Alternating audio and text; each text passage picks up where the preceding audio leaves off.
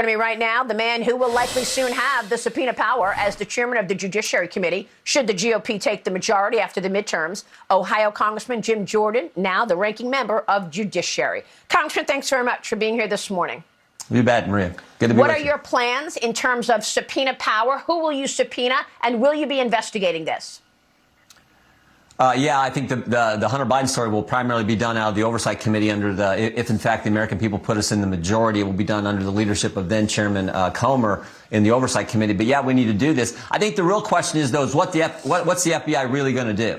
I mean, the American people have common sense. They see the facts. They see that there was a laptop. There was the eyewitness. There was the emails. There are all these suspicious activity reports. There's now this email that Congressman Issa has brought forward. So the facts are already there. The real question is, will the FBI hold people accountable? I mean, I got my doubts, and frankly, I'll believe it when I see it, because this is the FBI where we've now had 14 agents come to us as whistleblowers and tell us how political it's gotten. This is the FBI that raided the home of a former president, took the phone of a sitting member of Congress. This is the FBI who kicked in the door of a pro-life leader 2 weeks ago outside of Philadelphia and arrested him in front of his wife and 7 children for something local law enforcement said was not a crime, not a problem. So this is how political this FBI has become. And I think a key point to remember, too, Maria, is this is the FBI who's involved themselves in every single election for the last 4 cycles. This is a point Congressman Gates made in committee a few weeks ago. In 2016, they spied on President Trump's campaign. In 2018, it was the Mueller investigation. In 2020, they suppressed information about the Hunter Biden laptop. And now in 2020, they've raided the home of the former president, taken the phone of a sitting member of Congress 91 days before an election. So when is the FBI not going to involve themselves in one of our elections? That's probably a key question. So that to me is the real concern. We're going to do everything we can to hold these folks accountable. And if we have the majority, bring them in front of Congress, do the depositions that need to be done so we can get the facts. So in other words, you'll subpoena Christopher Wray? Well, I think there's key people. Let's use the school board example. We know that the School Board Association last fall was communicating with the White House, the Justice Department, and the Department of Education before they ever sent the letter that said, let's use counterterrorism measures against moms and dads. We want to know who they were talking to. We'd like to know, were there folks at the White House who said, oh, in that letter you're going to send to us as a pretext for us to send this memorandum, in that letter, go ahead and put the language about the Patriot Act and using counterterrorism measures against parents. Did the White House suggest that language go in there? Did they tell them to put it in?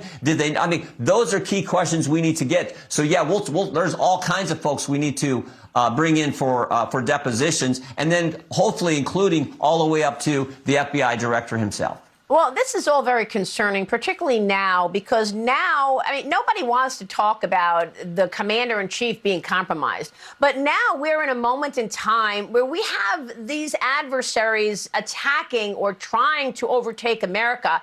And you've got a war on Ukraine. Hunter Biden was on the board of Burisma, making millions of dollars overall. Yeah. Then you've got Russia and its provocations, killing people, death and destruction in Ukraine. We know that the mayor of Moscow's wife wired a $3.5 million check to Hunter Biden's group.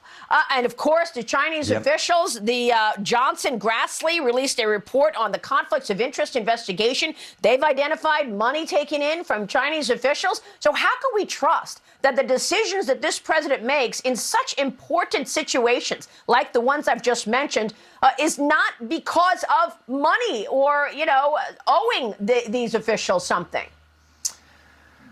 Yeah, it's scary. You stop and think about it, because like you say, Maria, it's not just any countries. It's Ukraine, Russia, and China. I mean, those were the countries that Hunter Biden did these business dealings with. It's frightening stuff. And I think, again, it underscores why it's so important to get to the bottom of it. I do think it's important, and this is where I think Congressman Comer wants to focus the investigation, and that is on these 150 suspicious activity reports.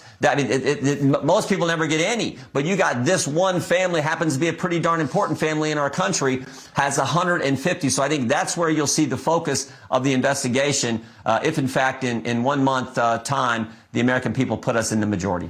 So the Federalist is out with a report this week. They say the first thing that Republicans should do when they take back Congress is impeach Merrick Garland. What are your plans for Merrick Garland? Well, they're right that we have to look real closely at the Justice Department, and I think we may have to do some major changes. There may need to be structural changes at the FBI. I mean, you may need to. The Washington field office has way too much power. You may need to disperse power around. There needs to be process changes. One of the things that happens is the FBI goes and interviews someone. When they interviewed Mike Flynn, they do a 302 and write things down, and then they prosecuted Michael Flynn. We actually think maybe those interviews there should be an audio tape of that so we can actually get the facts and know what took place, because we know they went to set up Michael Flynn back in the early days of the Trump administration. So maybe we need to deal with their funding, and certainly we need to make changes to the FISA process. I think we should not even reauthorize FISA, which is going to come up in the next Congress. So those are key things we got to look at. That's all part of what needs to happen. And then there's also the impeachment question, which I think the committee will look at. That'll be a decision for the entire conference under then Speaker McCarthy.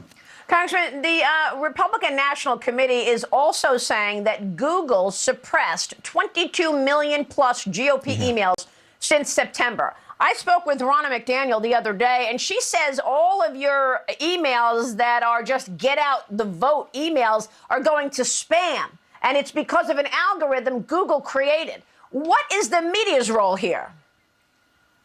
Well, it certainly doesn't surprise me. I mean, I was one of 4 members of Congress who Twitter shadow banned a few years ago. Congressman Meadows and Gates and Nunes and myself back in the middle of the whole Mueller investigation. So we know what it's like for big tech when they come after us. Why it's so important. If we get the majority, we hold big tech accountable, get rid of Section 230 and do things that are, I think, really important to stop this censorship of conservative thought. But yeah, this doesn't surprise me. Remember, this is the same big tech when in the election in the days before the election in 2020, where the FBI, big government, working in conjunction with big tech, suppresses information that we, the people, needed to have in just the days and weeks before the most important election, a presidential election, when the FBI went to Facebook and said, hey, you may not want to be covering this information because this is, quote, Russian disinformation, this whole Hunter Biden story, when in fact it wasn't. So that is a real concern, what big tech's doing. But I'm even more concerned about the connectedness between big government and big tech and how they are working together to go after conservatives and Republicans. And this is just another example of that. It's all extraordinary, Congressman, and we are going to be following it. Thanks very much for weighing in on all of that this morning. You bet, Maria. Thank you. All right.